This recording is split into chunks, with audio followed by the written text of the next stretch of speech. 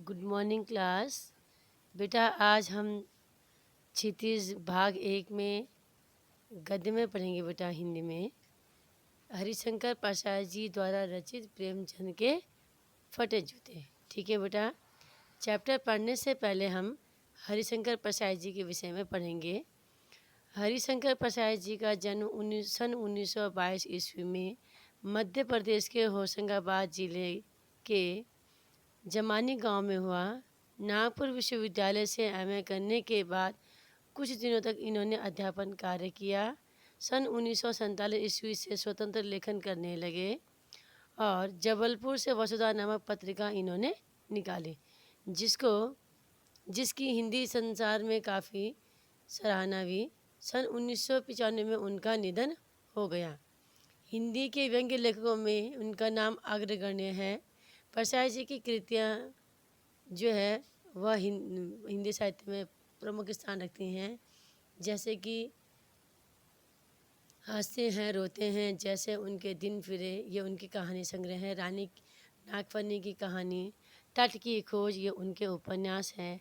तब की बात और थी, भूत के पांव पीछे, बेईमानी की परत, पगडंडियों का जमाना, सदाचार का तावीज, शिकायत मुझे भी है और अंत में निबंध संग्रह, वैष्णव की फिसलन, तिरछी रेखाएं, ठिठुरता व गणतंत्र, विकलांग, श्रद्धा का दौर, व्यंग्य संग्रह इनके उल्लेखनीय हैं। भारतीय जीवन के पाखंड, भ्रष्टाचार और अंतर्विरोधी, बेईमानी आदि पर लिखे उनके व्यंग्य लेखों ने शोषण के विरुद्ध साहित्य की भूमिका का निर्वाह किया। उनका व्यंग्य लेखन परिवर्तन की चेतना पैदा करता है। कोरे हास्य से अलग यह व्यंग्य आदर्श के पक्ष में अपनी उपस्थिति दर्ज कराता है। सामाजिक, राजनीतिक और धार्मिक पाखंड पर लिखे उनके व्यंग्यों ने व्यंग्य साहित्य के मानकों का निर्माण किया। प्रसाद जी की बोलचाल की सामान्य भाषा का प्रयोग करते हैं, किंतु संरचना के अनूठेपन के कारण उनकी भाषा की मारक बहुत क्षमता बढ़ जाती है। मतलब उनको भाषा का अच्छा ज्ञान था। प्रेमचंद के फटे जूते शीर्षक निबंध में प्रसाद जी ने प्रेमचंद के व्यक्तित्व की सादगी के साथ एक रचनाकार की अंतर्वेदी सामाजिक दृष्टि का विवेचन करते हुए आज की दिखावे की प्रवृत्ति की एवं अवसरवादिता पर उन्होंने व्यंग्य किया है।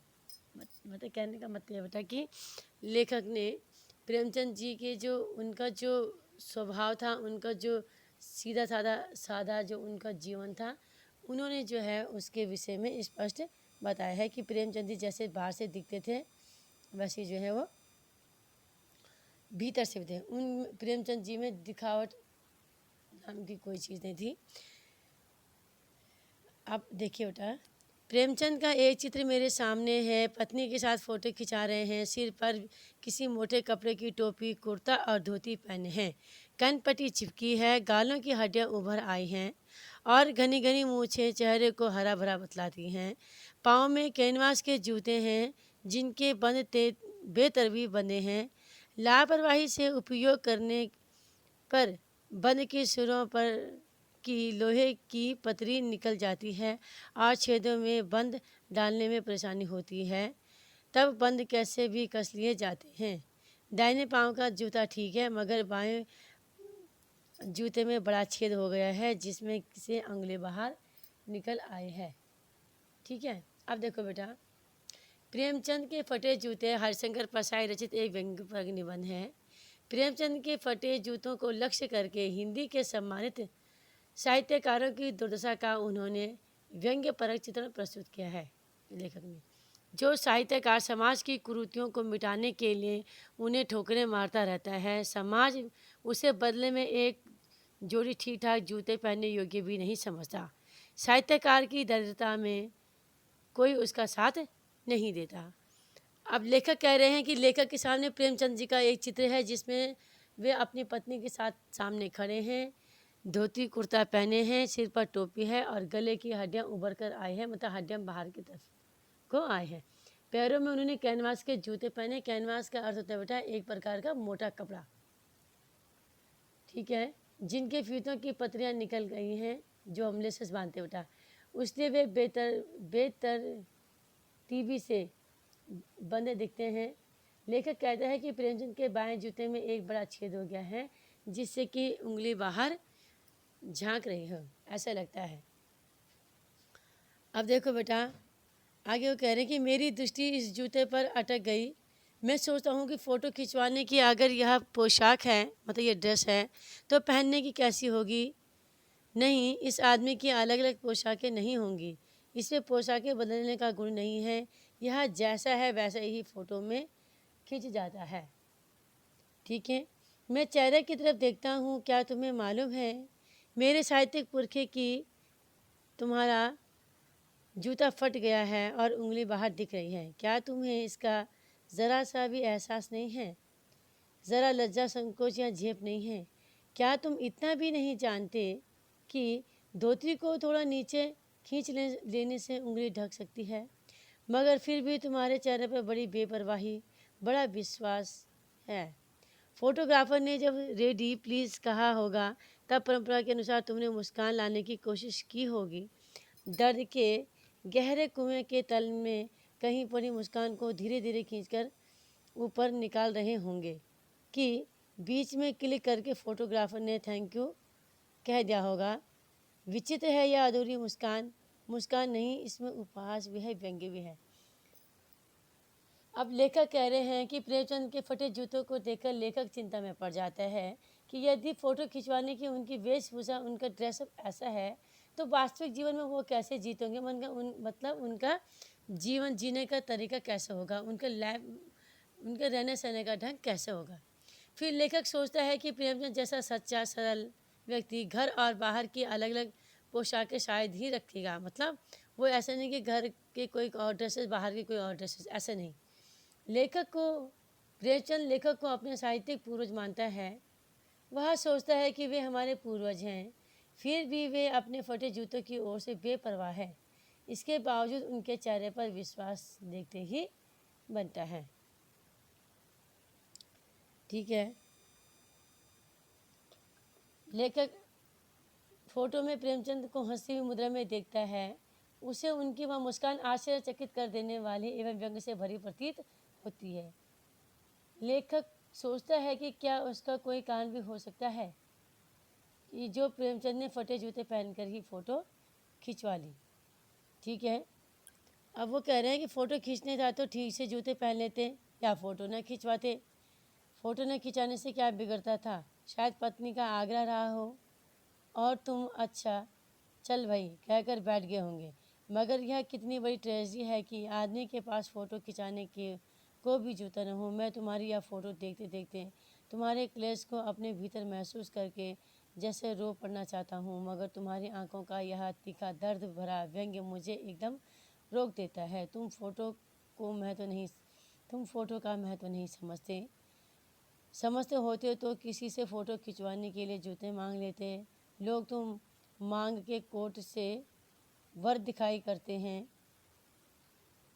और मांगे तो मोटर से बारात निकालते हैं। फ़ोटो खिंचवाने के लिए तो बीवी तक मांग ली जाती है। तुमसे जूते ही मांगते नहीं बने। तुम फ़ोटो का महत्व नहीं जानते। लोग तो इत्र चुपड़ कर फ़ोटो खिंचाते हैं जिससे फ़ोटो में खुशबू आ जाए। गंदे से गंदे आदमी की फ़ोटो भी खुशबू देती है। ठीक है, लेखक सोच रहे हैं कि हो सकता है कि शायद उन्हें उनकी पत्नी का आग्रह, मतलब रिक्वेस्ट रही होगी कि प्लीज़ फ़ोटो खिंचवा दो। लेखक प्रेमचंद की हालत देखकर रो पड़ने को से स्वयं को रोक नहीं पाता है, किंतु प्रेमचंद की आंखों का दर्द उसे शांत कर देता है। लेखक सोचते हैं कि आजकल तो लोग फ़ोटो खिंचवाने के लिए कपड़े, जूते, तो क्या किसी की बीवी तक उधार मांग लेते हैं। मतलब लोग क्या है, शादी में जा रहे हैं, अपने पास नहीं है तो उनसे ड्रेसअप लेकर के जो है अब बड़े अच्छे शान शौकत से जाते हैं। लेकिन प्रेमचंद जी ने ऐसा नहीं किया। उनके पास जो अपने स्वयं के वस्त्र थे उन्होंने वही पहने। कोई दिखावटी भरा उन्होंने जीवन नहीं जिया। फिर प्रेमचंद जी ने किसी से जूते क्यों नहीं मांग लिए। आजकल तो लोग इत्र, मतलब सेंट लगाकर फ़ोटो खिंचवाते हैं जिससे कि फ़ोटो में खुशबू आए। गंदे आदमी की फ़ोटो में भी खुशबू आती है। लेखक प्रेमचंद का फटा जूता देखकर बार बार ग्लानि से भर उठता है। ठीक है बेटा, अब लेखक सोच रहा है टोपी आने में मिल जाती है और जूते उस ज़माने में भी 5 रुपये से कम में क्या मिलते होंगे। जूता हमेशा टोपी से कीमती रहा है, अब तो जूते की भी कीमत और बढ़ गई और एक जूते पर 2500 टोपियाँ निछावर होती हैं। तुम भी जूते और टोपी के आनुपातिक मूल्य के मारे हुए थे। यह विडंबना मुझे इतनी तीव्रता से पहले कभी नहीं चुभी जितनी आज चुभ रही है। जब मैं तुम्हारा फटा हुआ जूता देख रहा हूँ। तुम महान कथाकार, उपन्यास सम्राट, युग प्रवर्तक, जाने क्या क्या कहलाते थे, मगर फोटो में जो तुम्हारा जूता फटा हुआ है, मेरा जूता भी कोई अच्छा नहीं है। यूँ ऊपर से अच्छा दिखता है, उंगली बाहर नहीं निकलती, पर अंगूठे के नीचे तला फटा है। अंगूठा जमीन से घिसता है, पर पैनी मिट्टी पर कभी कभी रगड़ खाकर लहूलुहान भी हो जाता है। पूरा पूरा तला गिर जाएगा, पर पंजा छिल जाएगा। पूरा पंजा छिल जाएगा, मगर अंगुली बाहर नहीं दिखेगी। तुम्हारी उंगली दिखती है, पर पाँव सुरक्षित हैं। मेरी उंगली ढकी है, पर पंजा नीचे से घिस रहा है। तुम पर्दे का महत्व नहीं जानते, हम पर्दे पर कुर्बान हो रहे हैं। अब लेखक कह रहे कि मेरा भी क्या है, जूता घिसा हुआ है, लेकिन नीचे से घुसा हुआ है, उसकी उंगली बाहर नहीं निकल रही है। लेखक कहता है कि मेरा जूता भी तले की ओर से कुछ घिस गया है, फिर भी प्रेमचंद के जूते से तो बेहतर है, क्योंकि वह ऊपर की ओर से पूरी तरह सही सलामत है। मतलब ऊपर से ठीक है, फटा बनी है, नीचे लेकिन तलवे की तरह से वो पूरा घिस गया है। वह ऊपरी पर्दे का भेद जानता है, इसलिए वह उंगली को बाहर नहीं निकलने देता। लेखक कहता है कि प्रेमचंद की तरह सीधेपन में वह फटे जूते पहनकर फोटो तो बिल्कुल नहीं खिंचवा सकता। ठीक है बेटा, तुम फटा हुआ जूता बड़े ठाट से पहनो, मैं ऐसे नहीं पहन सकता। फ़ोटो तो ज़िंदगी भर इस तरह नहीं खिंचाऊँ, चाहे कोई जीवनी बिना फोटे के ही छाप दे। तुम्हारी यह व्यंग्य मुस्कान मेरे हौसले पस्त कर देती है। क्या मतलब है इसका कौन सी मुस्कान है यहाँ? क्या होरी का गोदान हो या गया? क्या पूछ की रात में नीलगाय हल्कू का खेत चर गई? क्या सुजान भगत का लड़का मर गया? क्योंकि डॉक्टर क्लब छोड़कर नहीं आ सकते। नहीं, मुझे लगता है माधव और औरत के कफन के चंदे की शराब पी गया, वही मुस्कान मालूम होती है। मैं तुम्हारा जूता फिर भी देखता हूँ कैसे फट गया। यह मेरी जनता के लेखक क्या बहुत चक्कर काटते रहे? क्या बनिए के तगादे से बचने के लिए मील 2 मील का चक्कर लगाकर घर लौटे रहे? चक्कर लगाने से जूता फटता नहीं है, घिस जाता है। कुंभन दास का जूता भी फतेहपुर सिकरी आने जाने में घिस गया था। उसे बड़ा पछतावा। उसने कहा, आवत जावत पहनिया घिस गई, बिसर गयो हरि नाम। ठीक है, अब प्रेमचंद जी की मुस्कान में छिपा हुआ जो व्यंग्य है बेटा, जो कटाक्ष है, जो रहस्य है, लेखक सोचता है कि प्रेमचंद की मुस्कान में छिपा हुआ व्यंग्य और रहस्य क्या है? क्या कोई हादसा हो गया जैसे किसी होरी का गोदान हो गया हो? क्या फिर हल्कू किसान का खेत नीलगाय चर गई हो? या घीसू का बेटा माधव अपनी पत्नी के कफन के चंदे की शराब पी गया हो? या फिर प्रेमचंद किसी महाजन के तगादों से बचने के लिए लंबा चक्कर लगा कर घर लौटे रहे? याद आया भक्त कवि कुमनदास का जूता भी फतेहपुर सिकरी आने जाने में घिस गया था। मतलब जिस प्रकार इन सब ने कष्ट सहा है, उसी प्रकार प्रेमचंद जी ने भी कष्ट सहा है। और ऐसे बुलाकर देने वालों के लिए भी कहा था, जिनके देखे दुख उपजत है, तिनको करब परे सलाम। ठीक है, मतलब लेखक का बोध होता है, ज्ञान होता है कि प्रेमचंद शायद जीवन भर किसी कठोर चीज़ को ठोकर मारते रहे। वे रास्ते में खड़े टीले से बचकर निकलने के बजाय उस पर जूते से ठोकर मारते रहे। उन्होंने वे समझौता नहीं कर सके। जैसे गोदान का होरी अपने नियम, अपने धर्म, कर्तव्यों का पालन को नहीं छोड़ पाया, वैसे प्रेमचंद भी अपने नियम और धर्म को नहीं छोड़ सके। यह उनके लिए मुक्ति का साधन था। ठीक है बेटा, तुम मुझ पर या हम तुम पर सब हंस रहे हो, उन पर उंगली छिपाए और तलवार घिसाए चल रहे हैं। उन पर जो टीले को बरकरार बाजू से निकल रहे हैं। तुम कह रहे हो मैंने तो ठोकर मार मार कर जूता फाड़ लिया। उंगली बाहर निकल आई, पाँव बच रहा, मैं चलता रहा, मगर तुम उंगली को ढांकने की चिंता में तलवे का नाश कर रहे हो। तुम चलोगे कैसे? मैं समझता हूँ, मैं तुम्हारे फटे जूते की बात समझता हूँ, उंगली का इशारा समझता हूँ, तुम्हारी व्यंग्य भरी मुस्कान समझता हूँ। लेखक को लगता है कि प्रेमचंद के फटे जूते से झांकती उंगली शायद उसकी ओर संकेत करती है, मतलब लेखक की ओर संकेत करती है कि जिसे तुम ठोकर मार मार कर उन्होंने अपने जूते फाड़ लिए थे, वे अभी भी उन लोगों को देखकर हंस रहे हैं जो उंगली को ढकने की चिंता में तलवे घिसे जा रहे हैं। क्योंकि यदि उंगली फटे हुए जूते से बाहर निकल रही है तो कोई बात नहीं, लेकिन पैर का तलवा तो सुरक्षित है, तभी तो हम आगे चलेंगे। ठीक है, तो अब वो कह रहे हैं कि प्रेमचंद कह रहे हैं कि कम से कम अपने पाँव तो बचा लिया, परंतु लोग हैं कि अपने तलवे का नाश किए जा रहे हैं। वे यह नहीं सोच रहे हैं कि तलवे का नाश होने पर चलेंगे कैसे। मतलब बेटा कहने का मतलब यह है कि प्रेमचंद जी ने जीवन भर बहुत संघर्षों का सामना किया, लेकिन जैसे जब उनको किसी चाहने वालों ने या मित्र ने कहा होगा कि आप फ़ोटो खिंचाओ, तो उन्होंने क्या किया, उन्होंने उसी तस्वीर में फ़ोटो, मतलब उसी पोशाक में, उसी ड्रेस में फ़ोटो खिंचवाई जो उनके पास रही होगी। ठीक है बेटा, तो पोशाक इसमें एक है कि पोशाकें नहीं बदलनी, तो पोशाकें बदलने के गुण से अभिप्राय है बेटा कि अवसर के अनुकूल अपने रूप को बदल लेना, स्वयं को अवसर के अनुसार प्रस्तुत करना, कभी अपनी छवि को विविध अवसरों पर भिन्न भिन्न रूप में रखना। ठीक है बेटा, तो इस पाठ में लेखक ने प्रेमचंद जी के वास्तविक जीवन के विषय में बताया है कि उनको दिखावा पसंद नहीं था। ठीक है, प्रेमचंद जी भारतीय गांवों के साधारण किसान की भांति जीवन व्यतीत करते थे। वे बेटा युग परिवर्तक थे, महान कथाकार, साहित्यकार, उपन्यास सम्राट। फिर भी उनका व्यक्तिगत दैनिक जीवन अत्यंत सादा था। वे राष्ट्रीय ख्याति प्राप्त साहित्यकार थे, समाज में उनका बहुत अच्छा सम्मान था। फिर भी वे अत्यंत सादा जीवन, आडंबरहीन जीवन बिताते थे। मतलब वो उनको बाहरी दिखावा पसंद नहीं था। अपनी व्यक्तिगत कमजोरियों को छिपाने का वे प्रयास नहीं करते थे।